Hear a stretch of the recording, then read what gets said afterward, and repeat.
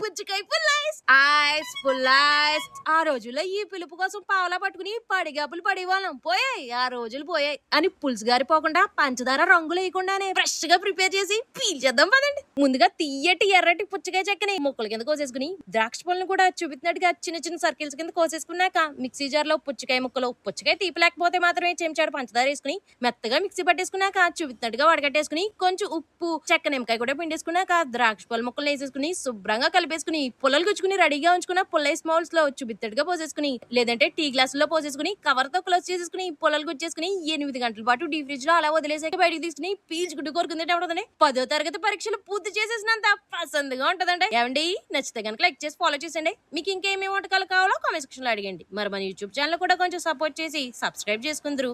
Summer సెగలు తగ్గించే సాగు కస్టర్డ్. చిచ్చరు పిడుగులు స్కూల్ అయిపోగానే కోరుకునేది ఇదే. చిన్నప్పటి నుంచి సగ్గు బియ్యం తీసుకుంటే సలవ చేస్తుందని తెలుసు. మరి అలాంటి సగ్గు బియ్యాన్ని సలాడ్ గా మార్చేసి సేద తీరిపోదానండి. ముందుగా 2 టేబుల్ స్పూన్ సగ్గు బియ్యంలో 3/4 కప్పు నీళ్లు పోసుకుని 10 నిమిషాలు పక్కనెట్టేసుకున్నాక మాత్రమే మరుగుతున్న కప్పు నీళ్ళలో పోసేసుకుని 5-6 నిమిషాల పాటు ఇలా మెత్తగా అయ్యేంత వరకు ఉడికించేసుకున్నాక 1/2 లీటర్ చిక్కటి పాలను పోసుకుని మరగనివ్వండి. ఈ లోపు 2 టేబుల్ స్పూన్ల కస్టర్డ్ పౌడర్ లో 1/2 కప్పు పాలు పోసుకుని శుభ్రంగా కలిపేసుకుని పట్టుకెళ్లి మరుగుతున్న పాలలో పోసేసి సిమ్ లోనే అడుగంటకుండా చిక్కబడేంత వరకు కలిపేసుకున్నాక 4 టేబుల్ స్పూన్లు పంచదార వేసుకుని కలిపేసుకుని ఇష్టం అంటే చిటికెడు ఉప్పేసి ఈ కన్సిస్టెన్సీ వచ్చేంత వరకు కలిపేసుకున్నాక చల్లారబెట్టేసి గంట పాటు ఫ్రిడ్జ్ లో పెట్టి తీసుకున్నాక ఇలా ఉంటుందండి. దానిమ్మ గింజలు, పచ్చ నలుపు ద్రాక్ష పళ్ళ ముక్కలతో పాటు యాపిల్స్ కాయ ముక్కలు, అరటిపండు ముక్కలు, జీడిపప్పు పలుకులు, కిస్మిస్లు కూడా వేసేసుకుని శుభ్రంగా కలిపేసుకుని చల్లగా ఉన్నప్పుడే గ్లాస్ లో పోసుకుని స్పూన్ తో తీసుకుని తింటే ఉంటుందండి. సుర్రుమంటున్న సూర్యుడు కూడా చల్లబడిపోవాల్సిందేనండి. ఏమండి నచ్చితే కనుక లైక్ చేసి ఫాలో చేసేయండి. మీకు ఇంకేమేమి వంటకాలు కావాలో కామెంట్ సెక్షన్ లో అడిగండి. ఛానల్ కూడా కొంచెం సపోర్ట్ చేసి సబ్స్క్రైబ్ చేసుకుందరు. ఎక్సలెంట్. ఏసీ జ్యూస్ ఏంటి? ఏసీ జ్యూసా? ఎట్టకారమా?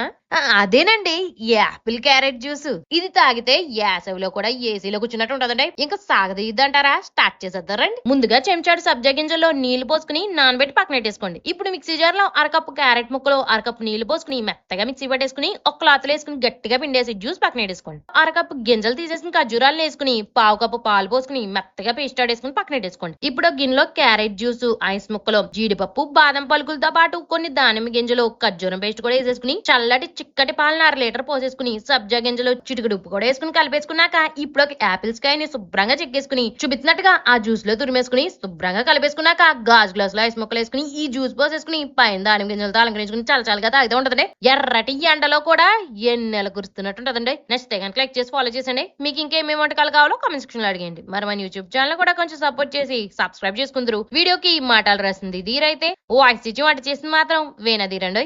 ఏంటి సూప్ తాగితే సలవ చేస్తుందా? ఈ సమ్మర్ లో ఎన్ని సాఫ్ట్ డ్రింక్లు సోడాలు తాగినా శరీరం చల్లబడట్లేదా?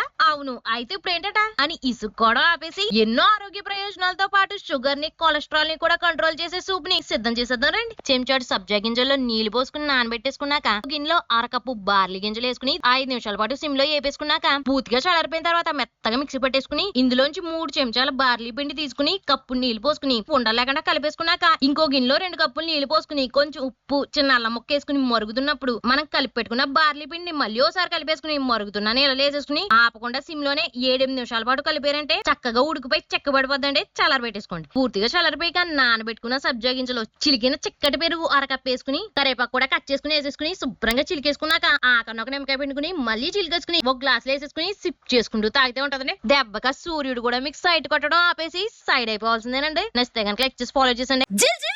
జిగరతాండ అసలు అదేం పేరు? చాలా చలవ చేస్తుందండి. ఎప్పుడెప్పుడు అని ఎదురు చూస్తున్నా ఎండాకాలం వచ్చేసిందండి. ఇంకా జూన్ వచ్చే వరకు జాగ్రత్తగా ఉండాలి కాబట్టి జాతీయంగా ఫేమస్ అయిన జిగరతాండకి జై కొట్టేద్దాంచండి. మందపాటి ప్యాన్ లో 1 లీటర్ చిక్కటి పాలను మాత్రమే అస్సలు ఆపకుండా కలుపుకుంటూనే 3/4 లీటర్ అయ్యేంత వరకు మరిగించేసుకున్నాక 1/2 లీటర్ పాలను తీసుకుని పక్కనెట్టేసుకుని మిగిలిన పాలని మరో 5 నిమిషాల పాటు అలాగే కలిపారంటే ఇలా దగ్గర పడిపోయి కోవా కింద తయారవుద్దండి. తీసి పక్కనెట్టేసుకోండి. 1/2 కప్పు పంచదార వేసుకుని మీడియం ఫ్లేమ్ లో 4-5 నిమిషాల పాటు గోల్డెన్ బ్రౌన్ కలర్ వచ్చేలా క్యారమలైజ్ చేసేసుకున్నాక 1/2 కప్పు నీళ్లు పోసుకుని పూర్తిగా కరిగించేసుకుని ఈ క్యారమల్ సిరప్ ని పక్కనెట్టేసుకోండి. పక్కకు తీసి పెట్టుకున్న పాలల్లో క్యారమల్ సిరప్ వేసేసుకుని శుభ్రంగా కలిపేసుకున్నాక ఇందులో సగం పాలు తీసుకుని అందులో పాల పొడి గానీ లేదంటే ఫ్రెష్ క్రీమ్ వేసుకుని శుభ్రంగా కలిపేసుకుని మూత పెట్టుకుని 3-4 గంటల పాటు ఫ్రీజర్ లో వదిలేసుకున్నారంటే ఇలా ఐస్ క్రీమ్ లా తయారైపోద్దండి. దీన్ని నన్నారి షర్బత్ అంటారు. ఈ రెసిపీలో యూజ్ చేసిన ప్రతి ఇంగ్రీడియంట్ ని మన యూట్యూబ్ ఛానల్ లో ఇదే వీడియో పైన ట్యాగ్ చేస్తాను, చెక్ చేయండి. తర్వాత గోంద కటీరాలో నీళ్లు పోసుకుని 6 గంటల పాటు అలా వదిలేసారంటే ఇలా తయారైపోద్ది. ఇప్పుడు దీన్ని తీసుకెళ్లి ఒక గాజు గ్లాస్ లో వేసేసుకుని కొంచెం నన్నరి షర్బత్ వేసేసుకున్నాక మనం రెడీగా ఉంచుకున్న క్యారమెల్ మిల్క్ ని కూల్ చేసి దానిపైన పోసేసుకుని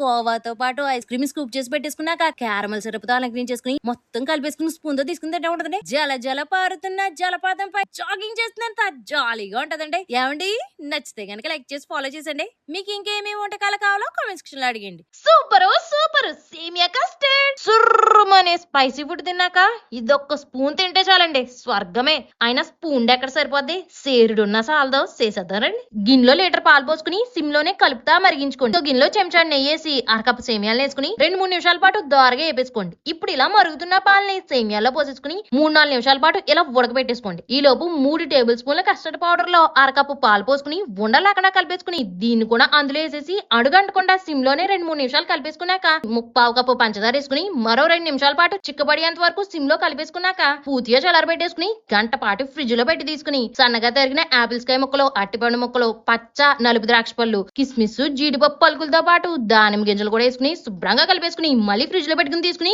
చల్లగా ఉన్నప్పుడు స్పూన్ తో తీసుకుని తింటా ఉంటుందండి. ఈ కస్టర్డ్ కోసం మీ కిచెన్ కూడా కుంభమేళా లాగా కిటకిటలు ఆడిపోతుందేనండి. నచ్చితే కనుక లైక్ చేసి ఫాలో చేసండి. మీకు ఇంకేమేమి వంటకాలు కావాలో కామెంట్ సెక్షన్ లో అడిగండి. వీడియోకి మాటలు రాసింది ధీరైతే వాయిస్ ఇచ్చి వంట చేసింది మాత్రం వీణధీరండి.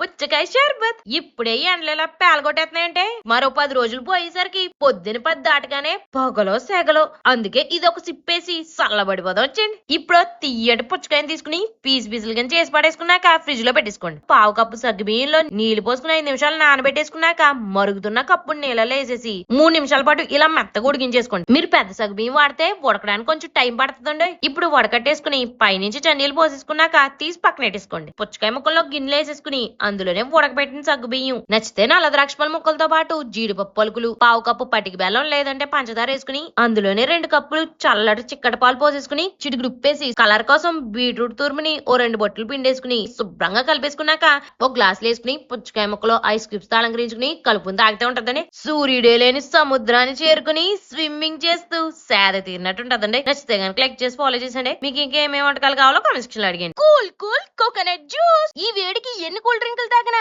కడుపు కూల్ అవ్వట్లేదా? అయితే కొబ్బరి నీళ్ళతో చేసిన ఈ కోకోనట్ కూలర్ తాగారంటే వేడి వంటిని వదిలేపోతుందేనండి. వెంటనే చేసేదానండి. ముందుగా కొబ్బరి బొండం నుంచి లేత కొబ్బరి గుజ్జుని చూపిస్తున్నట్టుగా తీసేసుకున్నాక ఇప్పుడు ఒక మిక్సీ జార్ లో అరకప్పు కొబ్బరి గుజ్జు, కప్పుడు లేత కొబ్బరి బొండం నీళ్ళతో పాటు అరకప్పు చిక్కటి చల్లటి పెరుగు, కొంచెం వెనలా ఐస్ క్రీమ్, 3 చెంచాలు గ్లూకోజ్ లేదంటే పంచదార వేసుకుని ఇష్టం ఉంటే కొంచెం రోజ్ వాటర్ తో పాటు ఐస్ క్యూబ్స్ కూడా వేసేసుకుని మెత్తగా మిక్సీ పెట్టేసుకున్నాక ఓ గాజు గ్లాస్ వేసుకుని మళ్ళీ ఐస్ ముక్కలో లేత కొబ్బరితో అలంకరించేసుకుని కూల్ గా ఉన్నప్పుడే తీసుకుని తాగుతూ ఉంటదండి. కొబ్బరి తోటలో కూర్చుని కుటుంబ సభ్యులతో కబుర్లు అన్నట్టు ఉంటదండి. నచ్చితే కనుక లైక్ చేసి ఫాలో చేసండి. మీకు ఇంకేమేమి వంటకాలు కావాలో కామెంట్ సెక్షన్ లో అడిగండి. యూట్యూబ్ ఛానల్ కూడా కొంచెం సపోర్ట్ చేసి సబ్స్క్రైబ్ చేసుకుందరు. వీడియోకి మాటలు రాసింది ధీరైతే వాయిస్ ఇచ్చి వంట చేసింది మాత్రం వీణధీరండి.